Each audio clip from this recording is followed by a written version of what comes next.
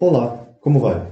Meu nome é Marcelo e hoje nós vamos estudar um levantamento realizado, uma pesquisa, na verdade, realizada por mais de 2.000 alunos na Universidade Federal do Rio de Janeiro, respondendo sobre finanças pessoais e sobre diversos outros assuntos que envolvem finanças pessoais.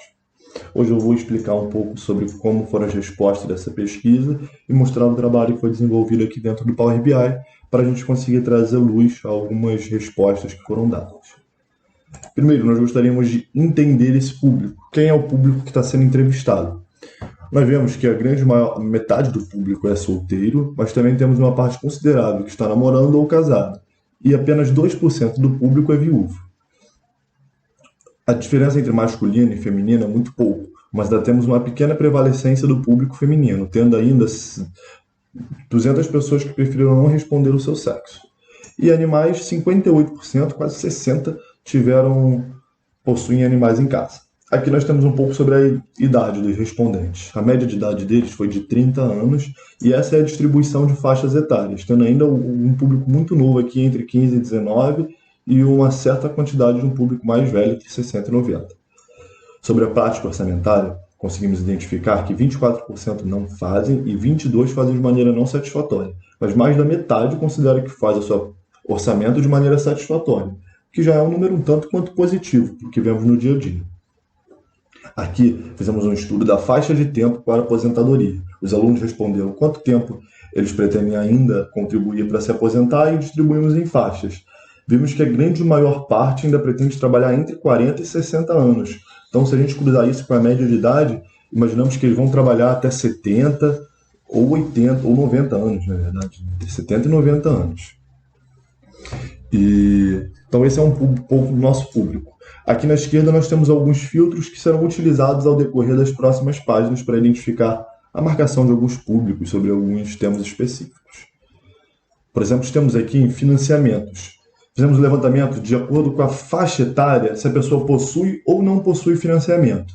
Aqui é em imóveis e automóveis e aqui é qualquer outro financiamento que não seja os imóveis e automóveis. Aqui já fica bem claro que a faixa etária de 40 a 49 anos é o público que possui uma maior quantidade em financiamentos. Aqui nós vemos, por exemplo, que 67% do público não possui, mas 32% do público possui. Depois fica 50% a 59% com 28%. E aqui também segue com 46,85%. Então esse é um público que a gente pode identificar que ele realmente faz muito financiamento e acaba acumulando algumas dívidas. Nós podemos também filtrar, por exemplo, para ver as mulheres. Nós vemos que das mulheres, 21% possui financiamento e 25% possui imóveis e automóveis, enquanto os homens, apenas 17% e 25%. Então aqui nós temos uma diferença de quase 4%, de 3,5% entre homens e mulheres que possuem financiamentos que não são de automóveis e imóveis. E aí pode ser de faculdade e diversas outras coisas.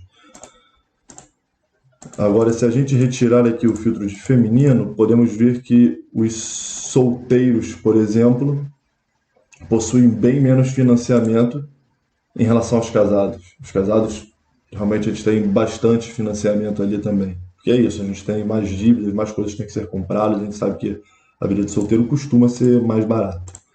Quantidade de filhos, por exemplo, vamos marcar todos que não seja o 1,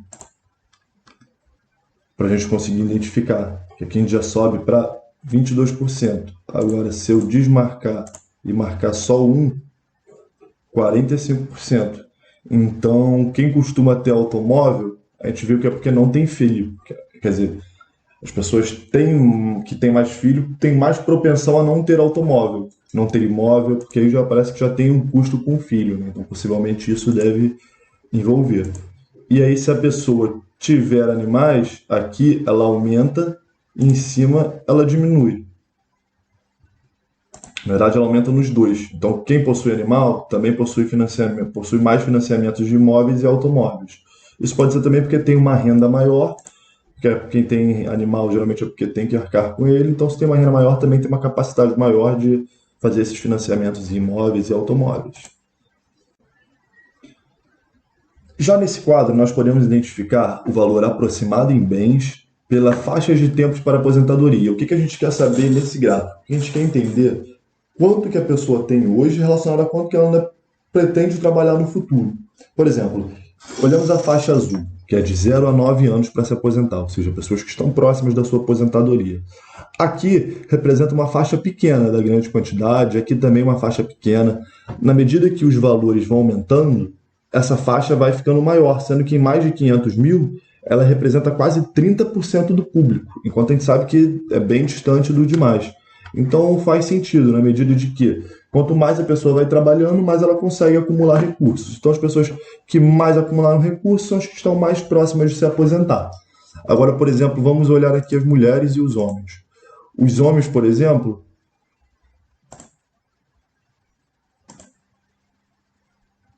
podemos ver que as mulheres têm uma quantidade maior de pessoas, de menor, né, pessoas de faixas de mais de 500 mil. Nós temos mais homens na faixa de mais de 500 mil e temos mais mulheres na faixa de até 10 mil. Então aqui nós podemos identificar que o valor aproximado em bens dos homens, nesse gráfico e nesse estudo, está superior.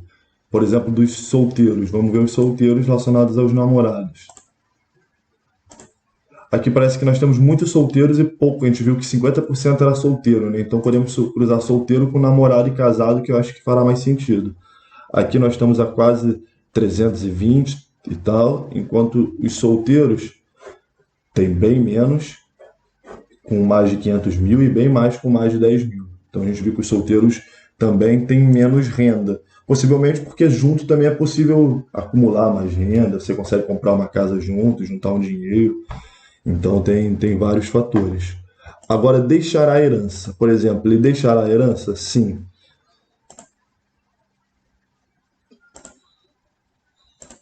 Podemos identificar aqui que ele deixará a herança. Os que deixarão também já tem uma faixa maior aqui de renda, enquanto os outros já têm uma faixa bem menor aqui. Eles se concentram mais aqui, enquanto quem pretende deixar a herança já está se estruturando para isso e já tem algum valor que ele possa realmente pensar em deixar para os seus filhos e para os seus filhos no futuro. E aí, o último dado que a gente pode ver aqui é da prática orçamentária.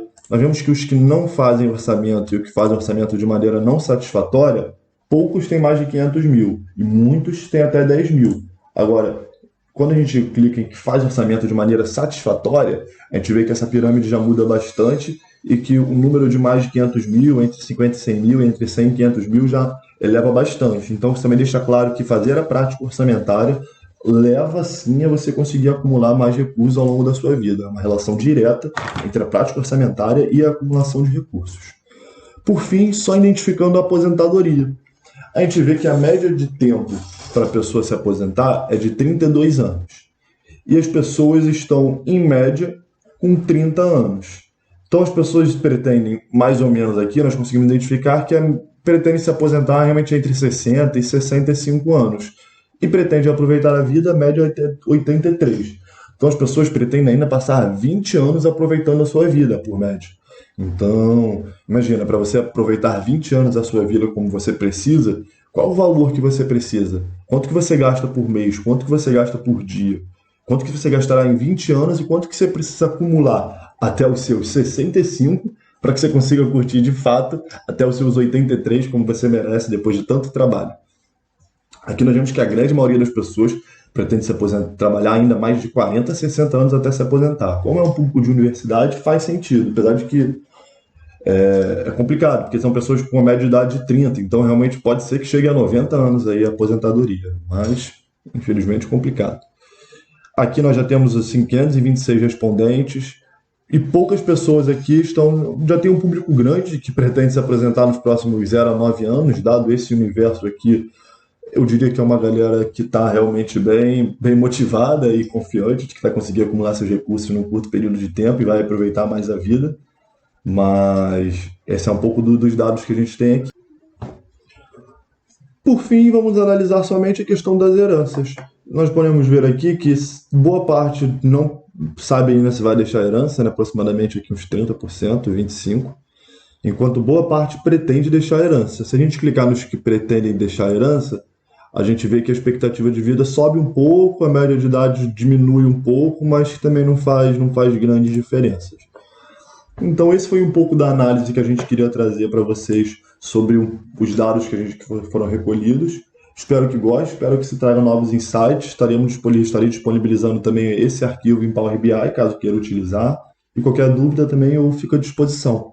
Agradeço muito a aula durante todo o semestre, foi de muita ajuda, muita utilidade e aprendi muito. Eu espero que o trabalho tenha ficado ao nível das aulas. Muito obrigado, professores. Uma boa tarde, uma boa noite e um excelente final de semestre aí para vocês. Um abraço.